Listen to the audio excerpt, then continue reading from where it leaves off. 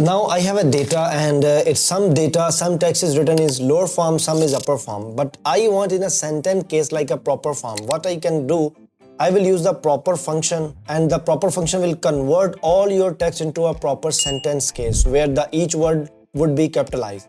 So I press enter and now I can do duplicate. You see the product, it was before smaller case and now it has converted into proper case. Again the order, O capital, the name, you can see the name was in capital and now each letter is capitalized and rest the letter are lower form.